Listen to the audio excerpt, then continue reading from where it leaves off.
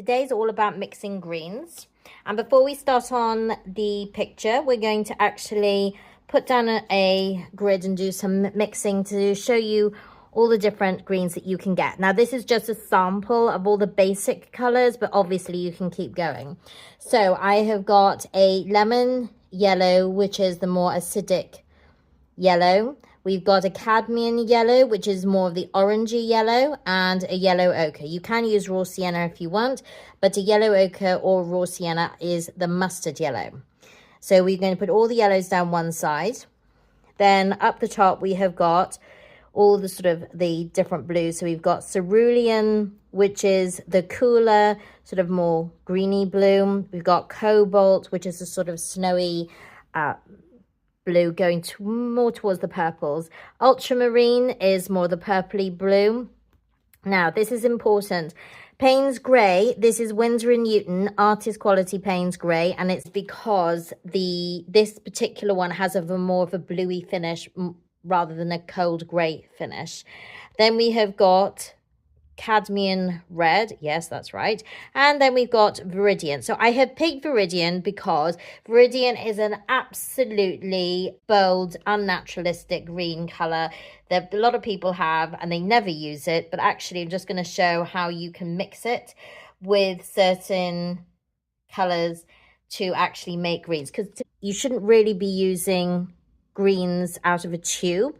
It's much better to mix them. It gives them better depth. But even if you do use green from a tube, always try and mix another color with it just to give it a little bit more depth. It's just not so flat. So we've got lemon yellow and cerulean, and you can see that that's making a really bright green. And even mix a little bit more yellow with it. So you've got a little bit more, actually, let's do this.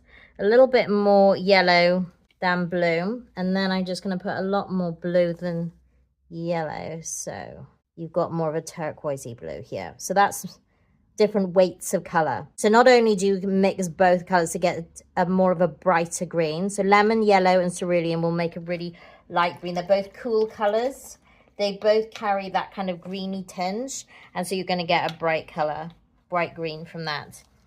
Cadmium, so let's mix a lot more yellow there. Tiny bit of cerulean. And you'll find that it's more of a naturalistic green. And then we put a little bit of cadmium yellow with a lot more cerulean. And you can actually see the difference. And then we've got yellow ochre. Now, yellow ochres and the raw siennas, they make quite a muddy-ish green, but more naturalistic actually. You know, for maybe a colder day or it's sort of cold. So this is actually more spring. It's like spring, summer, autumn. So look at the colors, look at the feeling of it. Just as a little tiny bit of cerulean, you're just going to have a kind of like an autumny leaf type color as well. So what I want you to do is kind of mix different weights of the color so you can actually see the difference. And then we're going to go on to cobalt. My suggestion is always start with a lighter color first. So I'm just going to do one mix on these otherwise. But you should mix different weights of the color as well. You don't have to mix too much with it. So for example, if that's a bit too darker green, you can just mix. Can you see that?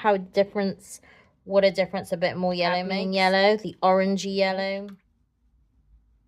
So again, we've got lemon yellow, which is a good carrier green, mixed with a slightly more purpley blue cobalt, and that's making a more natural. Can you see the difference? That's more jadey color, and that's more natural, more spring-like. Again, it's toned it down a bit with the cadmium because you've got a bit of orange in there. And then we're going to have, it's going to be a lot muddier, not so green. It's more of an olive, actually. You're going into the olive colors there.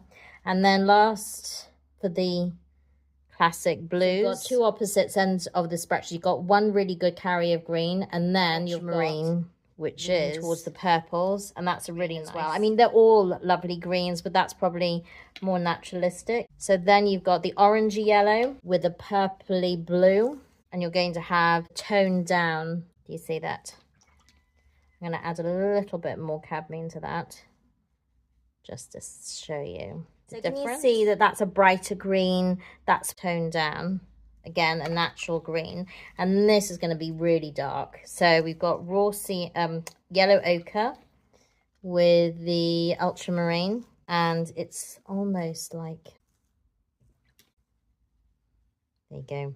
So it's become quite a murky olivey green. Can you really see the difference in the spectrum? So these are two good carriers of green. So that's a lemon yellow, acidic lemon yellow with a cool cerulean, almost turquoisey blue. And that's going to make a really bright green right down to here. So that's got a yellow ochre, which has kind of got an orangey feel to it, with a purpley blue. And that's got a really kind of murky olive color. Now we're going to go on to the Payne's Grey. So this is quite interesting. So you've got a bluey grey. Actually, these mix really well together, but you've got to make sure you've got the right Payne's Grey. Payne's Grey Artist Quality has got a bluey tint. If you mix something with a student quality Payne's, this is grey, cadmium by the way, with a little bit of Payne's Grey. Again, it's a bit cooler. Now this is going to be really dark. Yellow ochre with the Payne's Grey. Can you see how that's going really dark? I mean, it's lovely if you want winter colors, winter shadows, cool, cold scenery as well. Now, you ask why I mix red. I don't know why. So what I'm going to do is I'm going to mix very quickly the lemon yellow cerulean. If you mix complementary color red, a very little bit, otherwise it'll go muddy. Okay, so we've got a bright green, little tiny touch of red, and it just tones it down a little bit. So you've got viridian green. Look at that. That's really strong jade green. A little bit of red to it, and it immediately goes into kind of a fir tree color. Can you see that? Tones it down immediately. Let's try also here with viridian green. So I've tried cadmium. Now I'm trying with a purpley red. It's almost going black, actually. You can really see the change in color, can't you? What I want you to do, and what I advise, is a really good exercise. You don't have to do it with a lot of colors, but I definitely would do lemon yellow, cadmium yellow, yellow ochre, or raw sienna, because those are the three very basic wide range of colors. Of course, if you've got other yellows, do those as well. Then it's exactly the same with the three blues, classic blues. If you've got Payne's Grey, or actually if you've got just a student quality with this as well, you can try mixing with red, and actually take out your other greens but try mixing with, say, viridian or olive green or whatever greens you've got with all these different colors to see what greens that you can make. And I promise you that if you actually bother to mix some other colors with greens out of a tube, it will just add an extra dimension to it. So that is an introduction to mixing, basic mixing of green. If you enjoy, it's quite a relaxing thing to do. We will then go on to painting our green landscape.